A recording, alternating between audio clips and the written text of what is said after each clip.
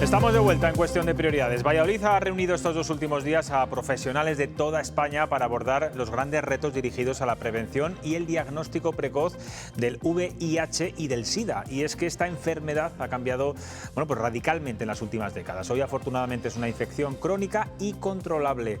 En España se estima que hay unas 150.000 personas con VIH, con 3.300 nuevos diagnósticos anuales. Y aquí en nuestra comunidad, en Castilla y León, se registran en torno a 90 nuevos casos al año. Bueno, vamos a entrevistar a José Antonio Pérez Molina, presidente de la Fundación SEISIDA. ¿Qué tal? Buenas noches. Hola, buenas noches. ¿Qué tal? Con estos datos que decía antes, ¿hablamos de una tendencia descendente de los casos de VIH en nuestro país? No del todo. La epidemia está constituida por varias epidemias simultáneamente. O sea, es decir, lo que sí que hemos visto en los últimos años es que el número de casos nuevos entre hombres que tienen sexo con hombres sí que han ido descendiendo más, mientras que en otros colectivos, como las mujeres, como ocurre también en las personas migrantes, esa tendencia está estable o incluso ha subido un poquito. En términos generales, todavía seguimos teniendo un número de casos elevado, nuevos, todos los años. O sea, podemos estar contentos con que tenemos muchos menos casos que hace 10 años, me refiero a nuevos diagnósticos, pero todavía siguen siendo un número de diagnósticos elevado. Uno de los principales desafíos que sigue, y lo han contado estos días en el Congreso, es el diagnóstico tardío. La mitad de los casos se detecta tarde. ¿Esto a qué se debe? ¿A que la persona que lo contrae tiene miedo a ir al médico? ¿A que desconocen los síntomas? ¿Es un problema de la propia sanidad? No, el sistema sanitario en general en nuestro país acoge, es fácil hacerse la prueba, aunque es cierto que hay grupos más vulnerables que sí que tienen barreras de acceso y ese es uno de los motivos por los que el diagnóstico se hace más tarde. Fundamentalmente, pues personas que están en situación administrativa irregular y que no se les facilita el acceso y por lo tanto se enteran que tienen su infección por VIH más tarde. Otro de los motivos del diagnóstico tardío es la falta de sensibilidad en la sociedad de que esto no es un problema de determinados grupos de personas, sino que hay que tener muy claro que está asociado a determinados comportamientos. Las relaciones sexuales sin protección son el más común y eso es algo que es común en toda la sociedad, en cualquier grupo. Esa falta de conciencia de que cualquier persona podemos estar expuesta al virus. Esto no es para dar miedo, sino simplemente para tener una salud responsable, es lo que todavía no ha calado. Y otro punto que es muy importante y que hace que las personas no se acerquen a diagnosticarse es la estigmatización que hay de esta enfermedad todavía en nuestra sociedad. Es decir, a las personas que tienen infección por VIH se las castiga de alguna manera, bueno, pues con la vergüenza o con la culpa o con el sentimiento de que su enfermedad es algo de lo que deben de avergonzarse, ¿no? Y esto es algo que no tiene ningún sentido y que además desde el punto de vista de salud pública lo único que hace es que esas personas no se hagan la prueba y puedan seguir transmitiendo inadvertidamente su infección por VIH. Claro, usted lo acaba de decir, que sigue existiendo un estigma con las personas que tienen SIDA o afortunadamente, sí. Bueno, esto parece que no ha cambiado. ¿Seguimos teniendo las mismas ideas de hace 20 o 30 años sobre esta enfermedad a día de hoy? Hay algunas que sí que han cambiado, pero hay otras que todavía no. Por ejemplo, la diferenciación entre infección por VIH y SIDA. Claro, los que ya tenemos cierta edad y conocimos la explosión de esta epidemia, pues conocemos lo que es el SIDA y las implicaciones que tiene. Pero hoy en día, el SIDA como tal prácticamente no lo vemos. El SIDA es, dijéramos, la fase terminal, si no hiciéramos absolutamente nada, la fase terminal de una persona que tiene una infección por VIH. De manera que hoy de lo que hablamos es de infección por VIH que puede estar pues, más o menos avanzada. La fase más avanzada sería esa fase de SIDA que hoy en día prácticamente no vemos porque si una persona es diagnosticada de infección por VIH, con los tratamientos de los que disponemos vamos a controlar esa enfermedad y nunca desarrollará SIDA. Otras ideas que todavía permanecen en la sociedad pues son que esta enfermedad es muy contagiosa, muy transmisible, cosa que no es cierto. Es decir, si tú compartes bueno, pues tu casa, ¿no? Los cubiertos, un beso, abrazos, el servicio, con una persona que tiene infección por VIH, no vas a contraer esa infección. Pero es más, y lo más importante, si una persona con infección por VIH se diagnostica y empieza el tratamiento antirretroviral, deja de transmitirlo. Y eso es fundamental y es una idea que todavía no ha calado en la sociedad y es lo que nosotros llamamos indetectable, es decir, cuando ya está tratado y no detectamos el virus en su sangre, eso no quiere decir que no esté, pero está tan bajito que ni lo detectamos, indetectable es igual a intransmisible. Una persona en tratamiento que lo esté tomando bien no transmite el VIH. Estoy recordando aquella campaña publicitaria en televisión de SIDA no da, que eran unos muñequitos, años 90 yo creo que fue, que la verdad, bueno, pues Sí. muy divulgativa y aprendimos mucho con esos muñequitos jugando, ¿no? Conocemos ahora mismo, por ejemplo, al conocido actor Eduardo Casanova, que ha desvelado recientemente que tiene el VIH. Él ha estrenado hace poco también una película que tiene el título de Sidosa. ¿Esto contribuye que gente famosa como él y este tipo de películas a tener una percepción, digamos, más normalizada del SIDA y del VIH? Bueno, la verdad, lo que ha hecho Eduardo Casanova ha sido algo muy generoso, porque exponerse de esa manera pues no es fácil pues porque todavía hay mucho discurso de odio y muchas personas que no entienden, bueno, pues que alguien que no tiene a lo mejor una sexualidad normativa o una forma de comportarse normativa, pues diga que tiene esta infección. Este tipo de personas famosas que se visibilizan hacen mucho por aquellas personas que sospechan o incluso tienen VIH, porque sus vidas sean mejores, en el sentido de que tienen referentes, de que pueden compararse con otras personas pues de éxito o que tienen una vida normal y por lo tanto darse cuenta de que ellos también pueden visibilizar esa situación de estar infectados por el VIH sin que nadie les juzgue.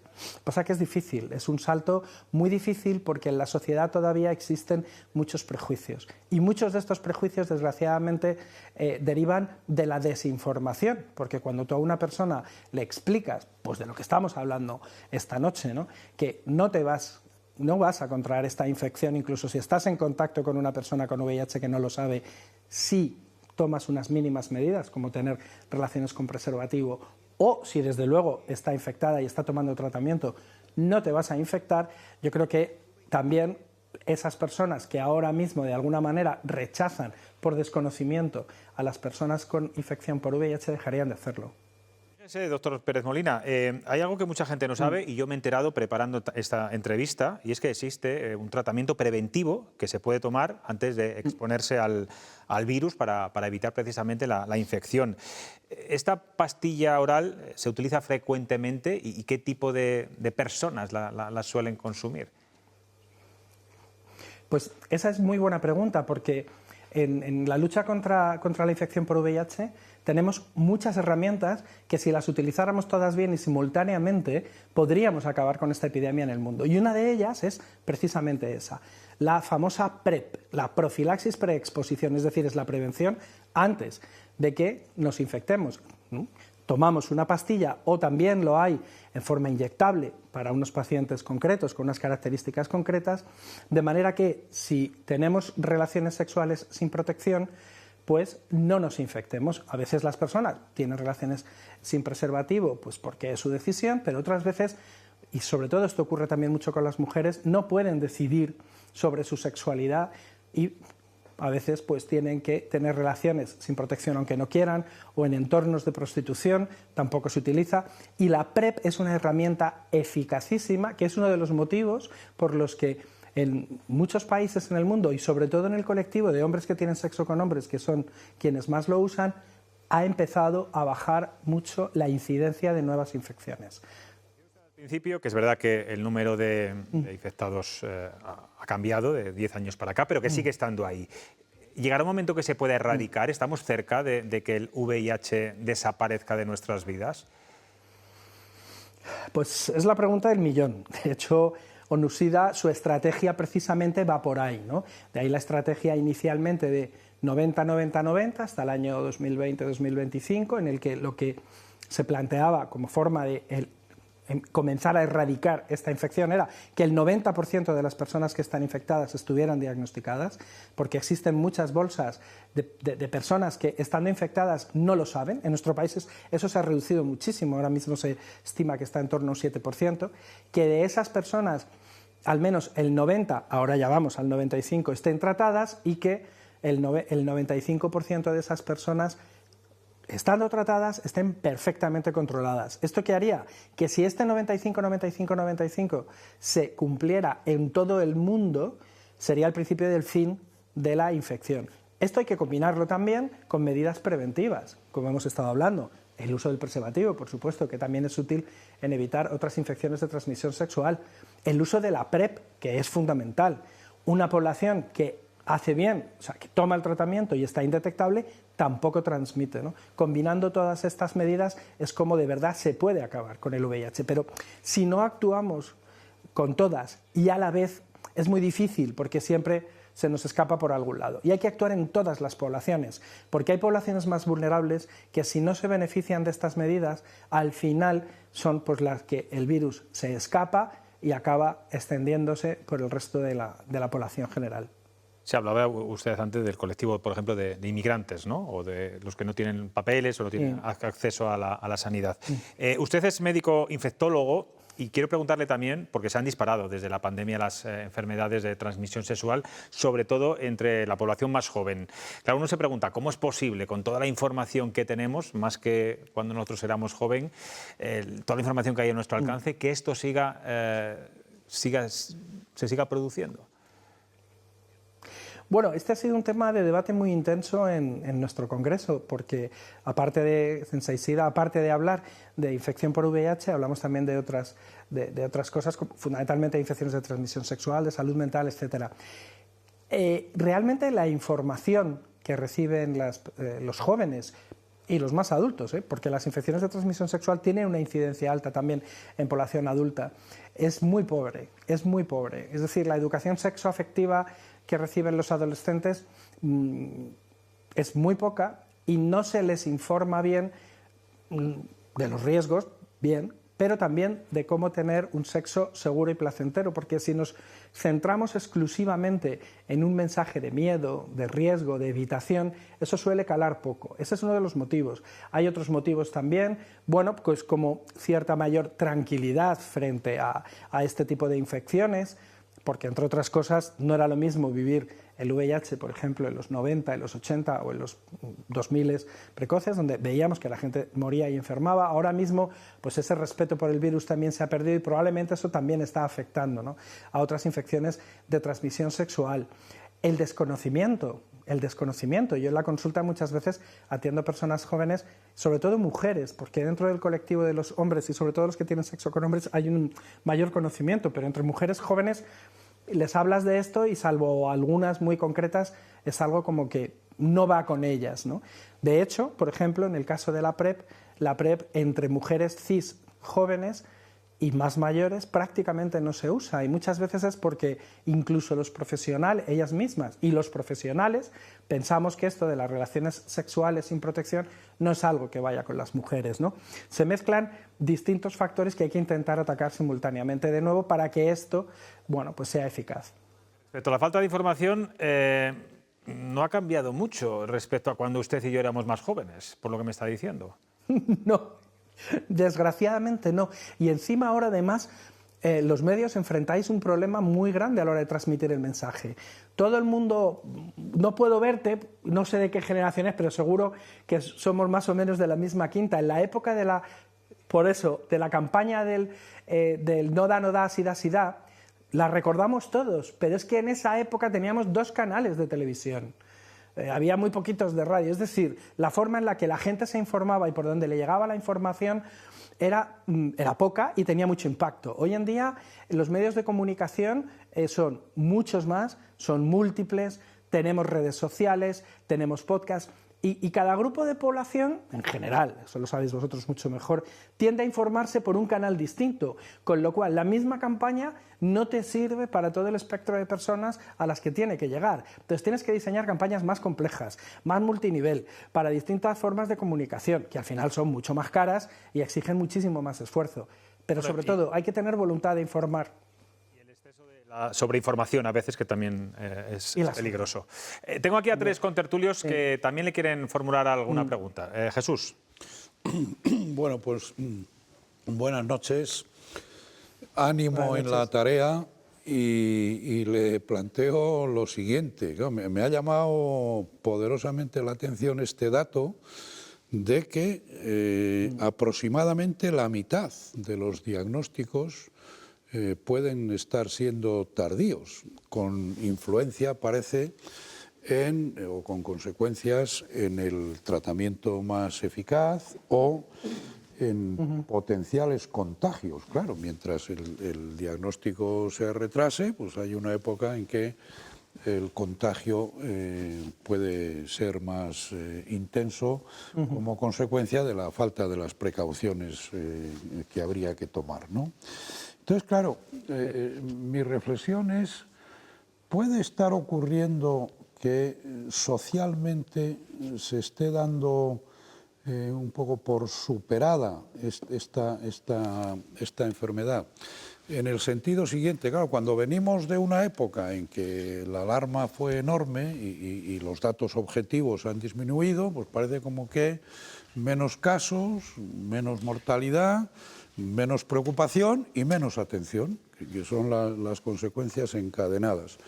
Claro, aquellas campañas, se citaba la del SIDA no da y la del póntelo, pónselo, yo creo que tenía también alguna relación, no solo con este asunto, pero también con este asunto.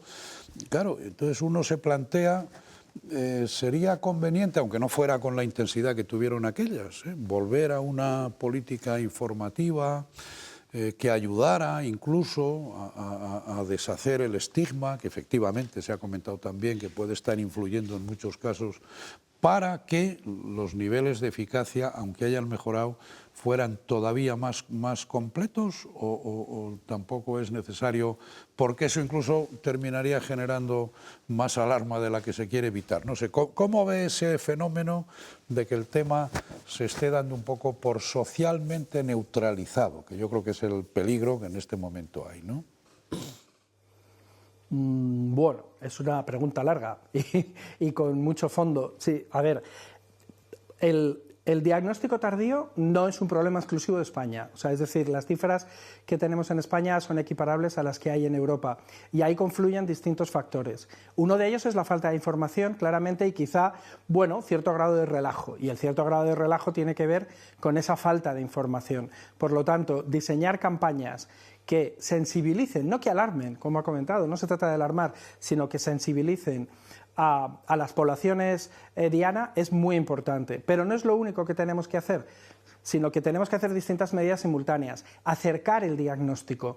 Ninguna persona tiene reticencia a hacerse un hemograma, una prueba de a ver si tengo anemia o no tengo anemia, o si me he cogido un COVID o lo que sea. Sin embargo, hacerse una prueba de VIH parece como que le señala a uno, y eso muchas veces hace que las personas se retraigan. Se ha visto cómo, si esas pruebas se pueden hacer en entornos comunitarios, ONGs, farmacias comunitarias, o incluso pues, en otros recursos no estrictamente sanitarios, eso aumenta mucho la tasa de diagnóstico y por lo tanto disminuye la tasa de diagnóstico tardío. Otras medidas pueden ser facilitar el acceso al sistema sanitario de personas que tengan mayores dificultades, ir a buscar colectivos más desfavorecidos, pruebas rápidas hechas en lugares pues, donde, por ejemplo, haya trabajadores del sexo, o en raves o en fiestas, que a veces también se hacen test de otro tipo de enfermedades. O sea, tiene que ser algo múltiple para que realmente esa tasa de diagnóstico tardío disminuya. Pero es muy importante que disminuyamos el estigma, y el estigma se disminuye gracias a una buena información, entre otras cosas. Monse, pregunta más corta, pero también con mucho fondo, ¿eh? Sí, me ha llamado la atención que usted ha dicho, me ha parecido entenderle, que había problemas para el acceso, no sé si a las pruebas diagnósticas o a los tratamientos de una parte de la población, sobre todo población inmigrante, entiendo que inmigrante irregular. Yo le quería preguntar dónde se están produciendo esas situaciones, exactamente por qué se están produciendo, porque al mismo tiempo he querido entenderle también que precisamente donde más se está produciendo esa subida de esta infección es en esta población. Con lo cual entiendo que es ahí donde habría que un poco también focalizar el esfuerzo para que pues se pueda neutralizar lo máximo posible esta enfermedad. Sí, hay una cosa que a lo mejor me he expresado mal. Es cierto que si cogemos todas las personas que se han diagnosticado en el último año, bueno, y en los anteriores, la proporción del global que son personas nacidas fuera de España ha aumentado. Eso, entre otras cosas, es porque la población nacional ha disminuido. Y algunos de los factores que hacen que entre la población migrante haya un aumento relativo en el número de diagnósticos, que está por encima de lo que le corresponde por el porcentaje que representa de la población española, es por distintos determinantes sociales. Uno de ellos es el acceso. O sea, es decir, el acceso de personas que todavía están en situación irregular, no tienen regularizados sus papeles en las distintas comunidades autónomas, es irregular. Hay en algunas en las que no tienen trabas para problemas de salud pública y hay otras en las que sí, o esos trámites burocráticos llevan muchos meses. Ese es uno de los motivos. El desconocimiento, por ejemplo, también en algunas de esas poblaciones es mayor en cuanto a la enfermedad. Es decir, hay distintos problemas en las barreras idiomáticas, las barreras culturales, también pueden favorecer el que no se acerquen con tanta facilidad a la realización del tratamiento. Aunque sí que quiero dejar claro que estos son términos relativos, es decir, la inmensa mayoría de la población migrante que llega a España es joven y sana, pero si nos fijamos solamente en ese grupo, es cierto que hay unas barreras estructurales que se repiten en Europa también y que hacen que los migrantes sufran una tasa de diagnóstico tardío mayor que otras personas. De hecho, se da una circunstancia muy interesante, y es que cuando analizamos las mujeres migrantes, generalmente, sobre todo las africanas, no tienen mayor tasa de diagnóstico tardío. Y cuando vamos a analizar, por ejemplo, la paridad, tienen más hijos en general y, por lo tanto, acceden al sistema sanitario antes, porque la atención sanitaria de salud materno-infantil nunca ha estado restringida y además es muy accesible, ¿no? Entonces, es un problema complejo que se repite en Europa y que de nuevo no podemos solucionar solo con una única medida. César. Buenas noches y enhorabuena por el trabajo que hacéis. Creo que estamos todos de acuerdo en que en una sociedad de la comunicación, de la información, hay muchas más posibilidades de poder informar a la población. Entonces, mi pregunta es ¿por qué se conoce bien el tratamiento preventivo, se conoce bien por quien se tiene que conocer? Has hablado de un tema que yo creo que históricamente se viene diciendo, la educación socioafectiva. ¿Qué medidas proponéis, que tendréis muchas, de cómo aumentarla? Y ya por último digo, ¿o es que estamos pensando todavía en la sociedad que esto es cuestión de unos pocos? Bueno, voy a empezar por el final. Esto no es cuestión de unos pocos, es una buena cuestión, sino es cuestión de todas las personas que componemos la sociedad, porque al final relaciones sexuales tiene la inmensa mayoría de la población. Eso no es malo, el problema es cuando pueden ser de riesgo, y eso es algo que tenemos que integrar en nuestra salud, como otras muchas cosas, ¿no? Otras vías de transmisión sanguínea, trasplante de sangre, eso ya quedó erradicado desde que se conoció el virus y se le hacen pruebas a ese tipo de actuaciones médicas. Con respecto a si está llegando la prevención, o sea, si conocen la prevención aquellos colectivos que pueden beneficiarse, es una pregunta muy pertinente, porque claro, si seguimos informando a los colectivos que ya saben y conocen esa PrEP o esas medidas preventivas, no vamos a conseguir que la incidencia disminuya. Por eso hablaba de colectivos en los que la PrEP se utiliza mucho menos de lo que debería, por las cifras que tenemos de infección, ¿no? Y uno de estos colectivos claramente son las mujeres cis, o sea, las mujeres heterosexuales, en las que el uso de PrEP es muy pequeño y, sin embargo, suponen un número de infecciones no desdeñable. Y luego también tenemos otro grupo, como es el de los migrantes, en los que el uso de PrEP también es mucho menor del que debería, entre otras cosas, por desconocimiento, por falta de acceso, ¿no? Son los principales problemas que detectamos. Luego también la forma en la que se administra. En nuestro país hemos empezado con un modelo muy hospitalocentrista, muy del sistema sanitario, y probablemente, y de hecho hay experiencias en nuestro país en las que funciona, la comunidad, las ONGs, ¿no? Recursos que están fuera de los hospitales y muchas veces fuera del ámbito sanitario, son muy útiles para llegar a esas poblaciones de más difícil acceso, en las que esos programas de PrEP han demostrado ser muy eficaces. Pues doctor Pérez Molina, muchas gracias por esta charla, ha sido muy interesante. Muchas gracias. Y recordemos, el VIH sigue entre nosotros, no lo olvidemos. Gracias. Muy bien. Buenas noches. Gracias. Nos vamos a publicidad.